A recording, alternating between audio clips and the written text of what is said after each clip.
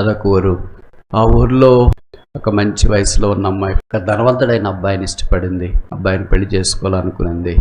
అబ్బాయి కూడా ఈ అమ్మాయిని ఇష్టపడ్డాడు. కానీ ఈ అమ్మాయి చాలా పేదది, అంత అందంగా లేదు. వారిద్దరు కలిసి తప్పక పెళ్లి చేసుకోవాలనుకున్నారు. విచిత్రం ఏంటంటే అమ్మాయి వాళ్ళ తల్లిదండ్రుల దగ్గరికి వచ్చి వాళ్ళు చెప్పినారు వాళ్ళ విషయం ఏంటని. అమ్మాయి తల్లిదండ్రులు మొదట ఆ వివాహానికి నిరాకరించినారు. కానీ అమ్మాయికి ఇష్టం కనుక అబ్బాయి కూడా చేసుకుంటానన్నాడు కనుక సరే అని వివాహానికి ఒప్పేసుకున్నారు. ఆ వైపుకి వెళితే అబ్బాయి వాళ్ళ తల్లిదండ్రులకు కూడా ఈ విషయం చెప్పి వారిని కూడా ఒప్పిస్తామని అబ్బాయి బయలుదేరారు. అబ్బాయి వాళ్ళ తల్లిదండ్రులు చూసిన వెంటనే ఈ అమ్మాయి మన ఇంట్లో కోడలుగానా, అసలు ఊహించుకోలేము. మన ఇల్లు ఎలాంటిది, పాలరాతి అంతఃపురం. అమ్మాయి ఇల్లు ఎలాంటిది, గుడిసె. నువ్వు ఎంత అందంగా ఉన్నావు, 5 అడుగుల 11 ఇంచులు. అమ్మాయి ఎలాగుంది, పొట్టిగా ఉంది. కనుక ఈ పెళ్లికి మేము ఒప్పుకోము. ఇద్దరు గల్లి ఏడుస్తూ బయటకు వచ్చినారు. కొన్ని రోజులు గడిచిన తర్వాత ఈ అబ్బాయికి మిలిటరీలో ఒక మంచి ఉద్యోగం వచ్చింది. ఆ ఉద్యోగానికి నేను వెళుతున్నాను, 1 సంవత్సరం తర్వాత మెడికల్ లీవ్ తీసుకొని ఇంటికి వస్తాను, అప్పుడు మనం పెళ్లి చేసుకుందాం. అంతలో మా నాన్నగారి అమ్మగారి మనసు దేవుడు మారుస్తాడేమో అని అబ్బాయి అమ్మాయికి చెప్పాడు. అమ్మాయి సరే అని చెప్పింది.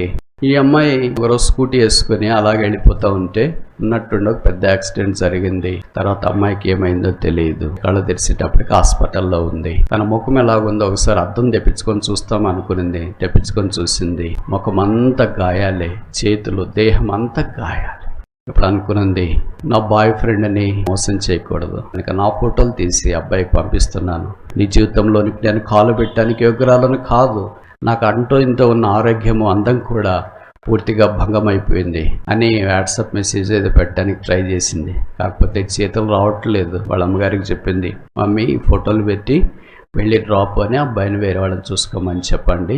కిందతో నా జీవితం అయిపోయిందని అనుకుంది. ప్లాస్టిక్ సర్జరీ, ఆ సర్జరీ చేయవలసినవన్నీ చేశారు. ఎంత ఎక్కువ చేస్తున్నారో సర్జరీలు అంత ఎక్కువ కురూపు అయింది. ఇప్పుడు 2 ఫోటోలు తీసినారు. పాతదొక ఫోటో, ఇప్పుడు ఒక ఫోటో. దాదాపు సంవత్సరం అయిపోయిన తర్వాత ఉన్నట్టుండి హాస్పిటల్లో సందడి. హాస్పిటల్లో ఉన్న అమ్మాయికి పెళ్ళి అంటే అమ్మాయి దగ్గరకు వచ్చి కొంతమంది కంగ్రాచులేషన్స్, నీకు పెళ్ళి అంటే. నాకేంటి పెళ్ళి అంటే, నీకు ఒక బాయ్ ఫ్రెండ్ ఉన్నాడంట కదా. అవును ఉన్నాడు. అబ్బాయి ఇచ్చినాడు, పడక దగ్గర కూర్చున్నాడు, కళ్ళలో కళ్ళు పెట్టి చూశాను. నీ జీవితంలో ప్రవేశించడానికి నేను యోగ్యురాలిని కాదు కనుక నన్ను విడిచి వేరే వాళ్ళని చేసుకో. ఆయన అన్నాడు, అమ్మాయి నేను నిన్ను ప్రేమిస్తున్నా, నేను నిన్ను పెళ్లి చేసుకుంటున్నా. నా ఫోటోలు మీరు చూసే వచ్చారా అంటే ఆయన చెప్పిన జవాబు ఏంటంటే, నాకు నిన్ను గురించి అప్ టు డేట్ ఇన్ఫర్మేషన్ ఉంది. నేను పడక మీద ఉన్నాను, చనిపోతానేమో, ఏమైతానో అయినా పర్లేదు, నేను నిన్ను ప్రేమిస్తున్నా. ఇదే దేవుడు మన విషయంలో చూపిన కృప.